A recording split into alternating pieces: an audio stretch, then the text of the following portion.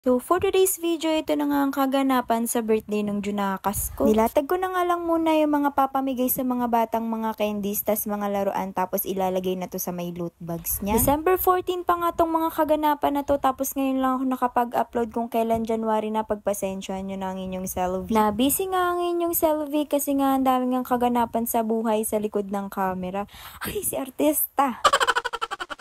Eto na nga at sinisimulan na nga namin buksan isa-isa ang mga candies para naman ilagay sa mga loot bags. Shoutout nga sa ate ko dahil nga tinulungan ako sa pagbabalot nitong mga loot bags. Dito nga lang gaganapin ang birthday ng anak ko sa bahay ng mama ko. Bagong pagawa nga lang nila ng bubong sa may garahe kaya ayan, perfect na perfect nga naganapan ng birthday ni Lucas. Eto nga mga candies, loot bags at mga laruan binili nga lang namin sa may Divisoria. Hindi na nga ako nakapag-video kung paano kami namili sa Divisoria dahil nga bit ko din ang Junakas ko. Pero grabe, sobrang sarap nga mamili sa may Divisoria dahil ang mumura ng mga bilihin. Habang nagbabalot nga kami, ito namang pamangkin ko kumuha sa mga laruan dahil hindi niya na nga natiis ang sarili niya. Natuwa naman ako dahil yung kinuha niya ng laruan magshashot daw sila ng ninong Rolly niya. Pagkatapos nga nilang magshot magkakape naman daw sila dahil nga hinang over sila sa ininom nilang alak. Sa sobrang talino nga ng pamangkin ko na to lahat na ata ng kalokohan alam na alam.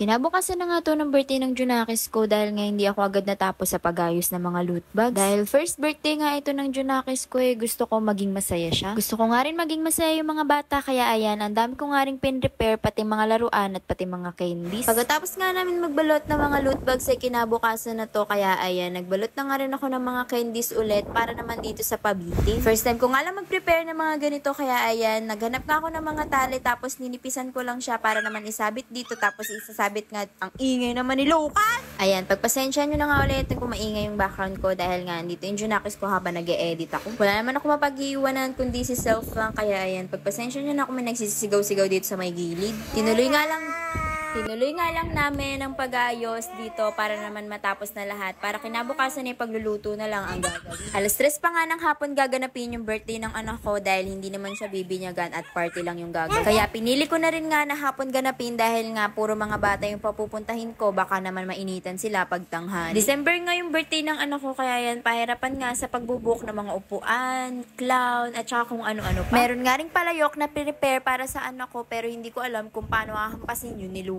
Siguro yung nanay na lang yung hahampas ng palayok para naman durog na durog yung palayok dahil super galit na yung above. Ay, hindi. Grabe, stress nga lang yung naramdaman ko dito dahil hindi ko nga alam kung magkakasya lahat ng pinrepare namin sa mga bisitang inimbitahan namin. Mga ninong at ninang pa nga lang ni Lucas tambak na kaya ayan, nag-aalala nga ako kung